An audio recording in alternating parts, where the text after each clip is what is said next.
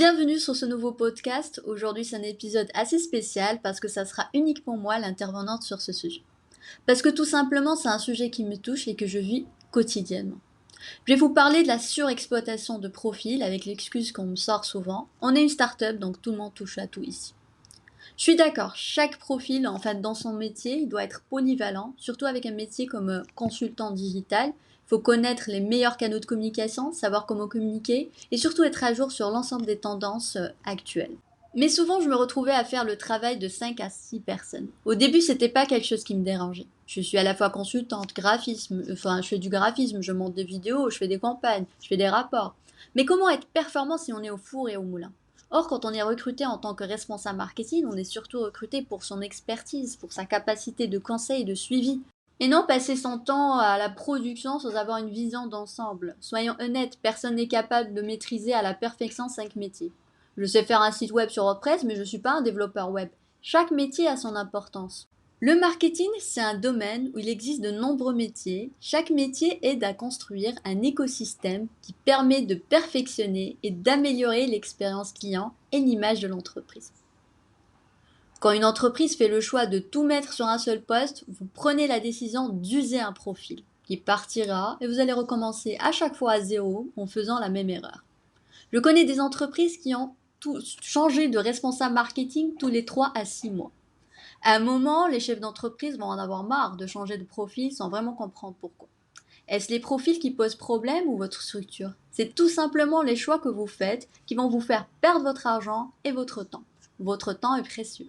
Comme je disais, la communication et le marketing, c'est un travail de création de contenu et de mise en place de processus de com performants. On n'est pas dans l'image, mais dans la performance. Pour ce faire, il faut avoir une tête pensante, un profil expert, connaisseur, qui a le rôle de pilote et de gestion de projet. Pour épauler ce responsable marketing, vous avez 2 choix. Ou bien pour la production et la diffusion, vous faites appel à une agence, ou bien vous faites le tout en interne.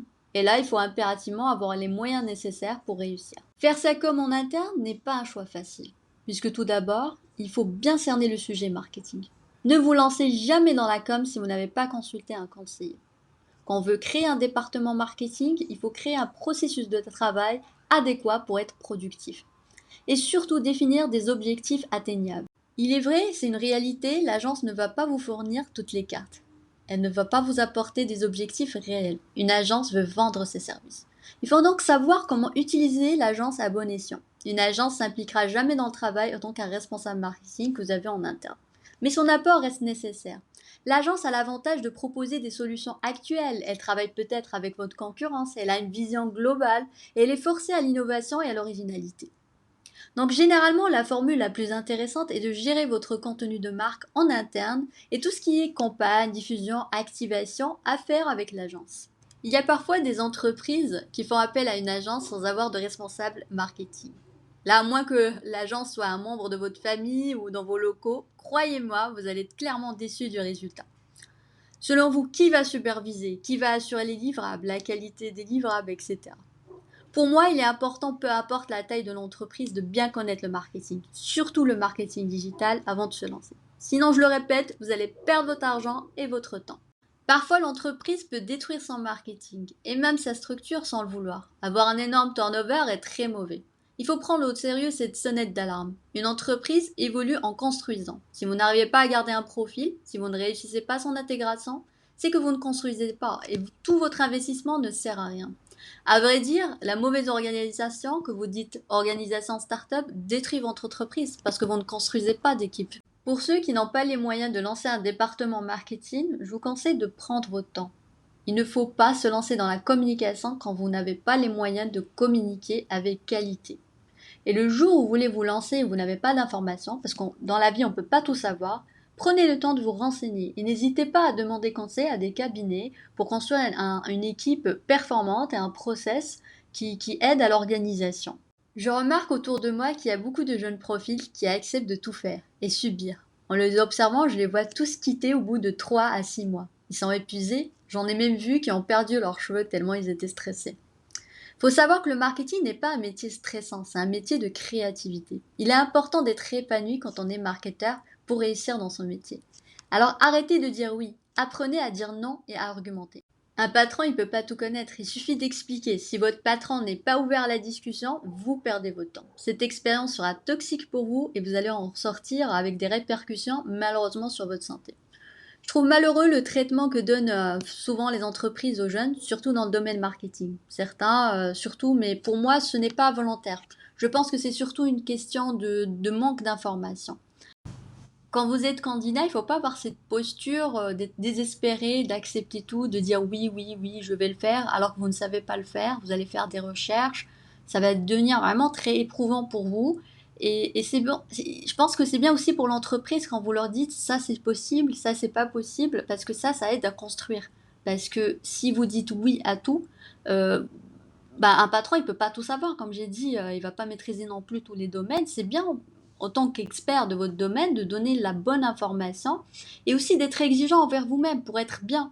Un employé qui est bien, il va être performant. Un employé qui n'est pas bien, bah, il va être forcément, il va pas être performant et le travail ne sera pas au top. Ben, je vais vous donner un exemple que j'ai vécu l'année dernière. C'était un grand groupe qui m'avait contacté. C'était pour remplacer une responsable marketing.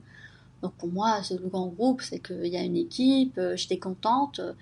Bah, quand j'arrive, après l'entretien, bon, le manager m'informe qu'il est très déçu de sa responsable. Il y avait quelques fautes d'orthographe dans les postes. Il y avait pas mal de critiques. Ensuite, moi, j'ai rencontré. Ah oui, d'ailleurs, ce qui était marrant, c'est qu'il a annoncé son licenciement au moment où j'étais là. Donc j'étais là pour la remplacer, donc j'étais très gênée d'assister à cette scène. Et ensuite, il a enchaîné avec une réunion avec elle pour justement voir ce qu'elle fait. Et franchement, moi, quand j'ai vu ce qu'elle faisait, pour moi, c'était Wonder Woman parce que elle faisait tout, tout simplement. Le marketing offline, le online, l'affichage, l'événementiel, la data. Elle analysait la data, elle faisait le profiling, voilà, des clients. C'était vraiment son travail était époustouflant. Vraiment, j'ai beaucoup aimé ce qu'elle avait fait. Et ce que j'avais remarqué, c'est qu'elle avait un air vraiment très fatigué. Ça se voyait qu'elle était épuisée. Elle avait des cernes, les cheveux gras, les larmes aux yeux, bien sûr, parce qu'elle venait d'apprendre qu'elle était licenciée. Et aussi, je voyais beaucoup de fatigue. Et je pense que quand une personne fait des erreurs d'orthographe ou des fautes d'inattention, bien sûr, quand tu as une charge de travail qui est énorme, bah, tu vas pas vérifier derrière. Et c'est un peu ce qu'elle m'a dit et ce que je comprends parfaitement. Donc bien sûr, j'avais refusé cette offre gentiment. Et j'ai trouvé ça vraiment dommage d'épuiser quelqu'un comme ça, tout en sachant qu'elle a 1 an d'expérience. Et elle était vraiment épuisée. Elle me disait, moi je sors d'ici, je vais me reposer. Ce qui est normal vu qu'elle était pâle, elle était pas bien. Et c'est vraiment dommage, moi je trouve ça dommage parce que ce genre d'expérience, ça casse des profils qui sont peut-être talentueux. Et je me demande si cette entreprise a conscience de cette surexploitation, de cette destruction de ce profil. Et moi je trouve que cet exemple, franchement, parce que c'est comme si ils m'ont dit au revoir et moi j'arrive en remplacement, un peu comme un footballeur qu'on remplace dans une équipe. Ben, je me suis sentie comme ça parce que poste pour poste, et là c'était en face de moi en plus. Bah non, c'est pas en changeant de profil que ça va être meilleur. Je n'ai pas c'est pas parce que j'ai une expertise que je vais être meilleur que l'autre. Et surtout, c'est pas endosser non plus toute la com d'un groupe.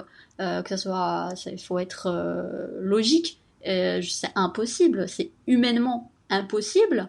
Et moi, étant quelqu'un d'intègre, bien sûr, j'ai expliqué des choses au patron. Et je lui dis non, je n'accepte pas du tout de travailler dans de telles conditions. Déjà, là, cette personne méritait un meilleur traitement. On ramène pas quelqu'un qui va le remplacer en face, on lui annonce pas tout de suite comme ça. C'est quelqu'un qui était dévoué, qui a fait un travail qui est énorme. Et moi-même, contrairement à son manager, je l'ai remercié. Je lui dis bravo pour ton travail. Et franchement, j'étais vraiment très, très, très touchée par cette personne. Et franchement, je le vois souvent. Je le vois souvent. On m'appelle à la rescousse, alors que moi, j'ai pas de recette miracle, hein. Il faut tout simplement s'organiser. Il faut s'organiser, se dire, on a donné tous les moyens possibles à cette personne pour réussir, pour envisager un remplacement. Donc chaque responsable a son expertise, mais une seule personne ne fait pas de miracle. L'entreprise est perdante dans ce cas.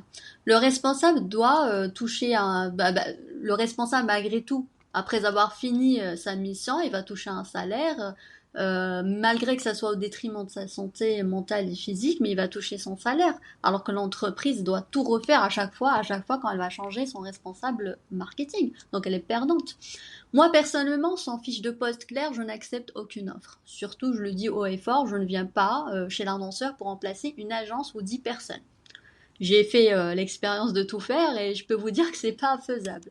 Je suis quelqu'un dans la vie et dans la vie professionnelle d'intègre et honnête. Quand je peux pas, bah je dis je ne peux pas. Quand il faut dire non, bah je dis non. Ceci parfois pour marquer le coup aussi pour l'entreprise pour qu'elle se remette un peu en question.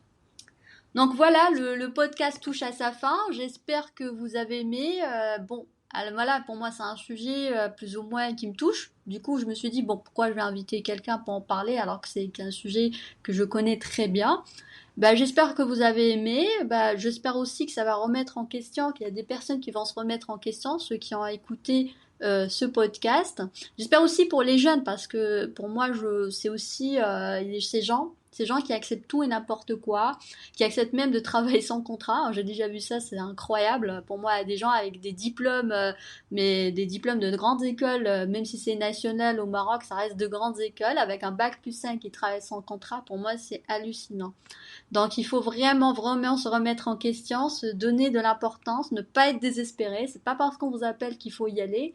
Il faut prendre son temps. Quand on prend son temps, on trouve forcément l'emploi qu'on mérite, tout simplement. Bah, je vous dis à très prochainement et merci encore pour tous ceux qui me suivent. Au revoir.